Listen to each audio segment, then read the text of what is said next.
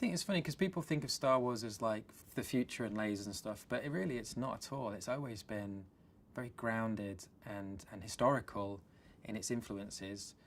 The second you start analysing costumes or guns in Star Wars, they all have an historical influence.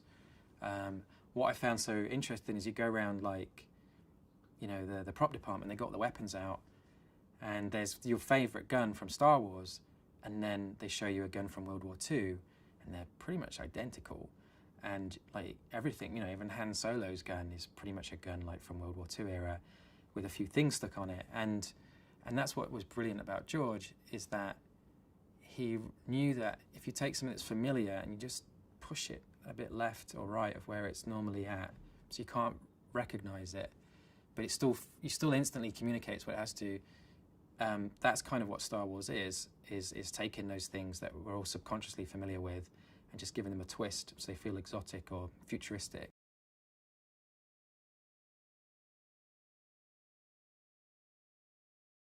She does make it seem so easy that you forget what she's going through sometimes. And I used to, as amazing it is to make Star Wars, and it is, it's also very hard.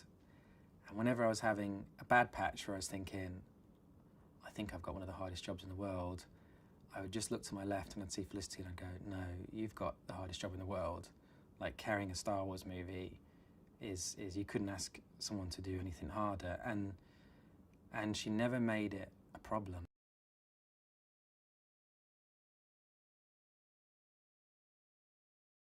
Diego, he comes to the table like instantly, he's the most likable guy in the world. Like, Diego walks through a door and you just want to be his friend straight away. I don't know what it is about him. I don't know how he got it, but he has it. And so it was just like, I was looking for the most likable, lovable, relatable actor I could find, and it was Diego. And when he showed up, it was kind of like, yeah, this is the guy. And you know, give him a gun and give him some training and he can be a soldier.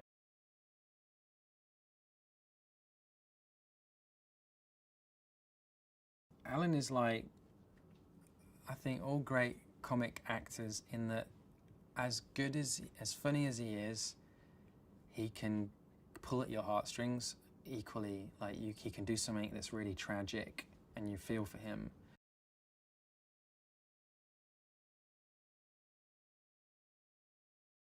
I kind of really enjoyed the opportunity to tell a story that is magical and epic, but from the point of view of a normal person, and how you don't need to be superhuman to affect the world for the better. Like the idea that only Jedi can do anything good or significant in the world is, I think, the wrong lesson of Star Wars. I think what Star Wars is about is that it doesn't matter where your background is from, no matter who you are, you can make a difference.